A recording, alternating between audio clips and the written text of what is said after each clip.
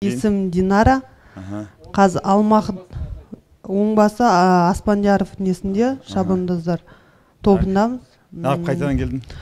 Мен Алматыға көшіп келдім. Мұнда ешқандай таныстар болмаған кейін орта іздеуге. Жақсы, тамаша. Кәсіп қалай?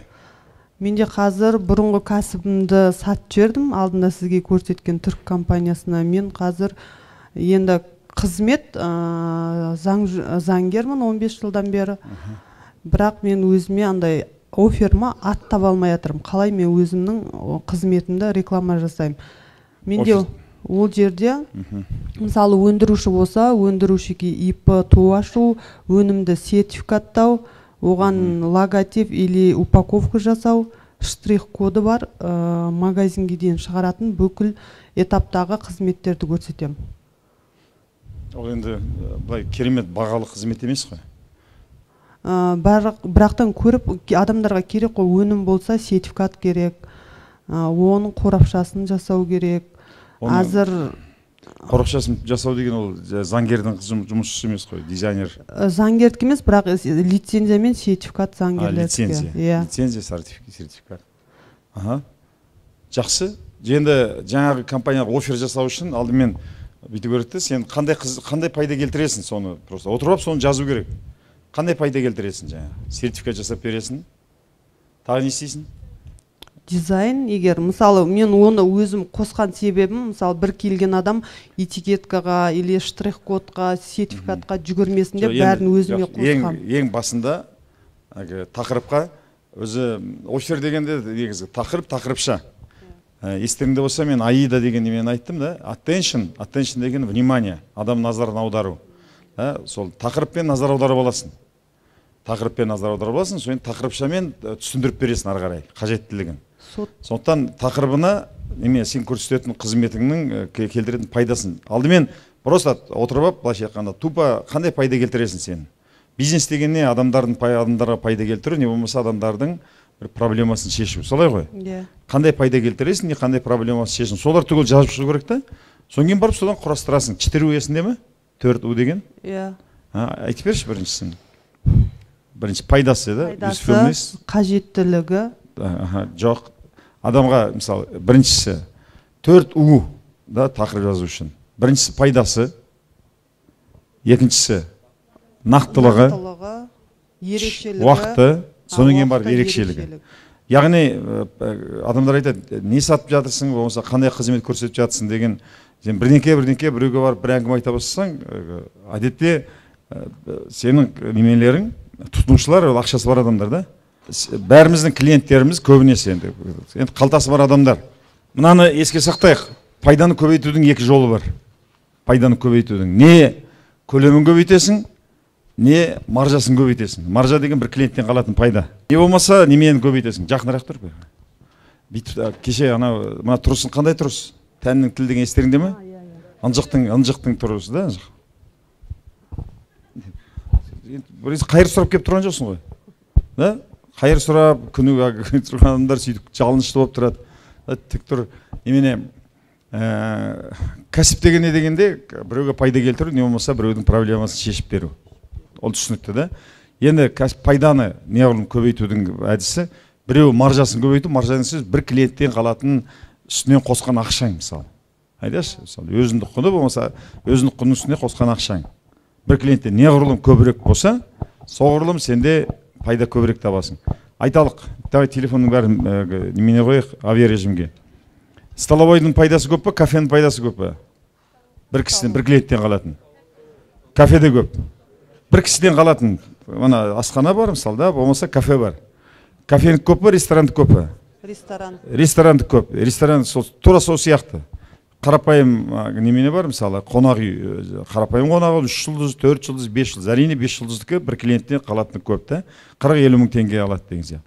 Сол сияқты бір бизнес, анада тамақ береді, анада қонақ үйдік. Бірақ қайсының пайдасы көп десе, ананың пайдасы көбірек, ресторанның, болмаса 5 жұлдызды отельдің пайдасы көбірек. Солай ғой да?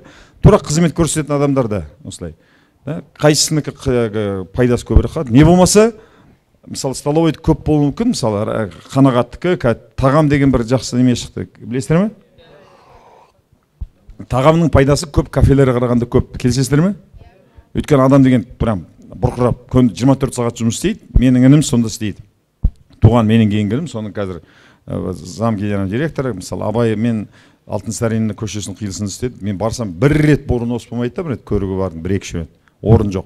Яғни адам көп, сондықтан олар күніне мысалы 4 миллион ба 5 миллион теңге күніне таза пайда, выручка болады да, айына күніне 2 миллион теңге пайда табады. 2 миллион теңге таза пайда қалады, өйткені оборот үлкен. Сол енді олар сондай жол таңдап алды.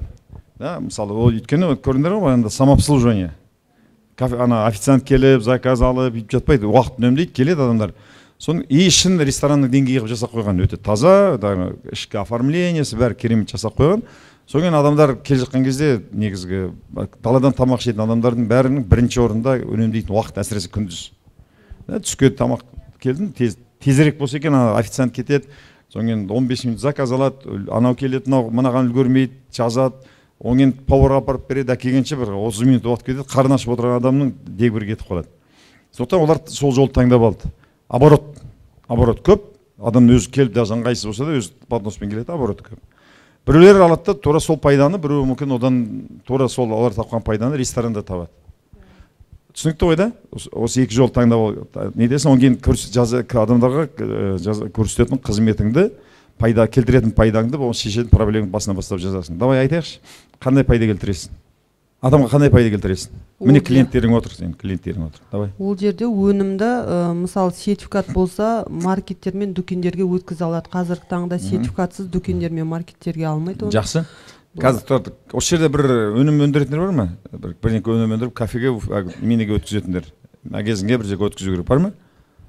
Бірақ адамда өлмейді. Ну, жақсы, давай, ұсыныс жасашы.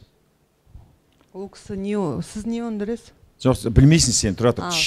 Сен білмейсің, сен Инстаграмға, Фейсбукқа, сен қарашы, бизнес сөйтіп жүргізбейсің, көшеге адамдарға барып, давай, кімге не өндіреді, сұрап алып, және қазір саған соның тақырыбын таппай жатырмын ғой, предлагать ететін, не деп жазсам болады. Түкте қиын емес, қазір. Не пайда келтіресің жаңағы? Сертификат жасап берем. Ол кісінің сертификат жасап берем, керекті дүкендер мен маркеттерге өткізе алады ол өнімді, пайдасы. Так, тағы не өткізесің? Дүкендерге затыңызды дүкендерге өткізу үшін сертификат жасап бересің. Иә. Тағы немене? Одан кейін егер оның несі егер басқа жақтан ұсынбаса, этикетка жасап беруге болады. Кейін штрих-код деген обязательно керек өнімге. Так, штрих-код, то ипсы болмаса, тосын ашып, ипсы болмаса, егер қандай. Все, бұның бәрі тақырыпшалар. Тақырыпшалар, иә. Анау тақырып да. Өнім өндіретін компанияларға сертификат жасатып берем. Сертификат қанша уақытта? Егер өнімнің түріне байланысты бір өнім болса, пайдасы, келтіретін пайдаң, да, екіншісі нақты қандай пайда, үшіншісі уақыт, да, төртіншісі ерекшелігі. Айтасың мінде, да, өнімізге сертификат жасап берем. Өнімізге сертификат деген нақты, да? Сертификат жасап, нақты қандай неме жасап бересің, соң енді уақытта, қанша уақытта? Уақытты, егер 1-2 өнім болса, бір аптада, егер, мысал, азыр мен сертификат жасап атырым, банкі жауат екен, банкының 50 түрі бар екен. Бір аптада да? Ол 1 айға созылып атыр. Бір апта, ең төменгісін көрсетесің, ең төменгі бір аптада. Бір аптада өнімізге сертификат алып беремін. Тұң ба? Бір аптада өнімізге сертификат алып берем, бір аптада көрсеттің, сертификат алып берем, көрсететін пайдаңда. Енді ерекшелік қандай басқа компаниядан? Басқа компаниядан болғанда, мысалы ол егер, мысалы тәтті тағам өндіретін болса, торт или тағы пирожный болса, дополнительно ішіне қосып бер алам. Қосымша? 3 өнім болса. Тон. Түсінікті ғой? Сіз неме өндіресіз? Қажет па, мына осылай жазсам, маған қараңыз, бір аптаның ішінде сертификат өндіріп берем, сертификат жасатып берем, дүкенге сертификат жасатып берем. Қосымша дизайн, этикетка, тағы немене, штрих-код. Қосымша штрих-кодтар жасап берем, да? Соң тағы не айтты, как? Кез келген жерде қабылдайды. Қызықты ма? Жоқ, қызықты ма сізге? Бұны, мысалы, мұна 4 удың 4-еуді болмауы мүмкін, 3-еуі болуы мүмкін, да? Бұл жерде нақты, айтатын нақты ештеңкесі жоқ, ерекшелігі бар, немесі бар, да? Енді бұны тағы да басқа неменемен жеткізуге болады, да? Дүкен, өніміңізді дүкендерге тез өткізгіңіз келеді ме? Өніміңізді дүкендерге тез өткізгіңіз келеді ме? Біздің компания, айтады, компанияның атын айтады. Осылай сізге сертификат, штрих-код бәрін жасап береміз, басыңыз қатпайды. Түсінікті ғой? Түсіндім. Давай, қашан бұны жақсы отыр, қашан неменеге айналдырасың уже? Компанияға айналдырып, қашан қызмет көрсетесің? Мен уже қызмет көрсетіп жатырмын. Қазір 23-ші ағымнан бері где-то бір 10 адамға істеп қойдым. Кейстер сайт жасадың ба? Сайтым ештемем жоқ. Неге жасамадың? Ерегесіп жасамай жүрсің ба? Кімге ерегесіп жүрсің? Тақырып таппай. Тақырып таппай. Тақырып табуды қанша рет жаздың? Қанша рет жаздың тақырыпты? Осындай тақырыпты сен оферді кемінде сендер 20-50-ін жазуың керек, 20-сын жазуың керек. Өзіңді қиналмас іштемесең, егер 3 рет жаздым. Үйде футболға барымда 3 рет доп тептім әңгесін. Соңын немене домбыраны 3 рет тартып едім, тартылмай қойды. Сен боксер болғың келеді. Кеше бүйтіп қанды ішті да менің ұлан. Мен сабақты аяқтай алмай кеттім мен. Бүгінде соны неттік да. Қараңдаршы, Аламан бәйге шауып бара жатырмыз да. Солай мен сендерге босқа атын қойдым, прям асадасым деп. Шауып бара жатса біреу айтады. Әлде соғысып жатырмыз. Бизнес — сочетание войны и спорта. Келісесіздер ме? Тура соғыста жер үшін соғысады, бизнесте клиент үшін соғыс. Біреудің қалтасындағы ақшаны айтады, мен алғым келеді, анау айтады, жоқ, мен алғым келеді, анау мен алғым келеді, қырылыс. Сол соғысып жатыр, соң соғысып жатса айтады, бұрын өтірік шалдар айтатын, сол немістермен айтамыз дейді. Немістер тұра тұрыңдар, обед уақыты болды қазір. Тамақ ішіп алайық. Тамақ ішіп соғысайық деп келісіп аламыз дейді, тамақ ішіп тойып алғаннан кейін, соң кейін айтады дейді, қайтадан соғысамыз деп. Сол сияқты Аламанға шауып бара жатқанда бір айғайлайды. Аналарға айтшы, тұра тұрсын, немене болды? Чай ішіп алайық, оң кейін шабамыз. Бәйгеде сөйтіп айтып көрген, шаршадық, өлеміз бе, әкең тоқтасын, чай ішіп алып шабайық кеше. Демалып алып шабайық, соғысқанда демалып алып соғысайық. Тура сол сияқты. Болмайды ол бизнес, сендер бизнеске сендер еркіндік алуға келдіңдер. При этом айтады, былай жасайын да, оң аяғым көтеріп жатайын. Соң доп тепкенде айтады, давай мен үш доппыз ғой, сен сен үш доп соқ, ақырындап сені аяқтан шалма, итерме. Мәдениет түрде ойнайық, нең кетіп бара жатыр. Ниче ойнап шығамыз. Болмайды ондай спорт. Это спорт, талас, бұл соғыс, бірақ еркіндік береді есесіне. Давай кемінде 20 тақырып жазу керек. Соң кейін былай, егерде жақсартатын нәрсе болмаса, оны ешқашан ештеңе жақсартады, ештеңе жоқ болмаса, оны жақсарта алмайсың. Алдымен бір нәрсені жасайсың, көресің да. Соң кейін екінші жол айтасың. Егер қарашы, торт жасайын деп жүрдің да, өмір жасасам, соң айтасың, идеальный болып шыққанша мен жасамаймын. Жасайын десем айтасың, вдруг бірдеңкесі дұрыс болмай қалады. Бауырсақ пісірсең айтады, керемет бауырсақ пісірем, анан уақытын, грамын түгел. Болмайды ондай. Свитер тоққанда дейсің, сразу мен сол әлемдік ең үлкен деңгейде свитер. Болмайды. Бір рет көресің, 3 на тройку да, бірдеңе жаса көресің, екінші рет оны тағы да жетілдіресің, үшінші рет жетілдіресің, төртінші рет жетілдіресің. Сенде офер шықпайды бірінші рет, ешқашан шықпайды. Бірінші рет сразу шығады, мүмкін емес қой. Бірінші тортың керемет әдемі болып шығу, бірінші тіккен көйлегің сұмдық болып шыққаны да, скульптураны жасай салдың, сразу шықпайды, оны жасайды, онан кейін так, мына жерін қыру керек екен, ана жерін қыру керек екен, мына жерін жетілдіру керек, бүйтіп жетілдіру керек. На тройку жасайсың, содан кейін барып оны жетілдіресің. 10-20 тақырып жазасың. Атың кім? Динара. Динара, сен мына түріңмен бар ғой. Сен боксқа шығып тұрсың қазір. Бокс жасамыз ба қазір. Соң айтасың, міне ана шықшыды ашылайын деді, шықшыды қазір. Тұра тұр мен қазір. Сен маңдайдан таңқ етті, сен тұрсың, аузыңнан, сөзің, қойыңнан бөзің шығыпты. Бизнес деген спорт, рингке шыққан сияқты. Ашылған кезде сарт екізесің, тұрарсың. Ашылған кезде тарс, атасың, сен айтасың, тұра. Каскысы тұра, қазір мен дәлдеп алайын. Мылтығымды тұра, мен иығым келмей жатыр. Қазір сені шекеден атам сені. Сол сияқты да. Давай, еркелеме сен да, кімге еркелеп olsun білмеймін. Үшеу жазып едім, болмады. Білесің ме, саған бүйту керек. 12-ші городской больницаны білесіздер ме? Сол жерде шынның ішінде охранник отырады. Керемет жұмыста. Бір рет мен бардым, мысалда, анадан әкесінде үлкен адаммын да, мен қызметімде, бәр жағынан мен положением жоғары. Соң шешем жатыр. Мен өзім Астана кетіп, жылдам апарып бір қымыз кіргізіп кетейін десем айтады, аға кіруге болмайды. Кіруге болмайды, айттым ғой сізге. Дедім, бауырым, асып бара жатырмын, үлкен кісі қымыз апарып беріп кетуім керек. Айттым ғой, болмайды дедім ғой, болмайды, ана жоқ, тұрыңыз болды. Блин, король.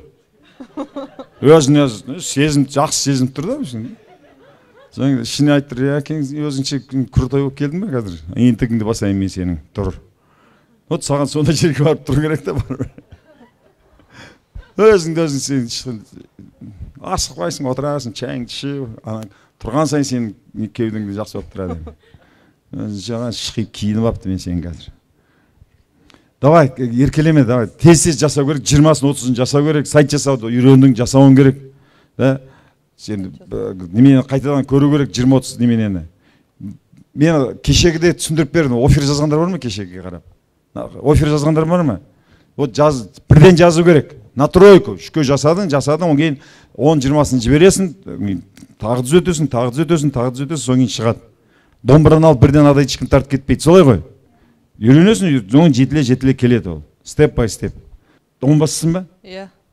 Сен өзің жамбасың, сен біреуді қалай жандырасың, давай. Жаңа өзің тірі болу керексің сен. Қазір ертеңнен бастаймыз деп шештік. Немен топпен біреуін дайындап жатырмын ішінде. Ол кісі ертең келеді, оның қазір құпия болады. Неме дайындап жатсың? Осындай бизнесті ашып, оған келістік. Қандай бизнесті? Давай, сен оңбасың ішінде. Өндіріс бойынша. Мен шегеге тұрған жоқ, мен өзім шегеге тұрам. Тауға бірінші болып барам, таңертең 5-те тұрып күнделік жазам. Мен өзім жатсам да, күнделік не жазбайсыңдар, сендер ешқайсың.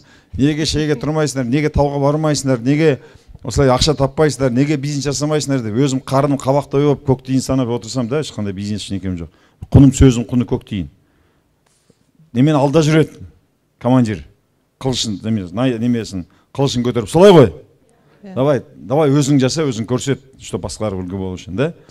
Қабілет неменен бизнесің бар, продукты бар, басқалар сияқты емес, да? Мұнан жаз, біреуін көрсетіп бердің, да? Осы сияқты сен сұрақ қойып жаз, 10-20 түрін жазасың офердің.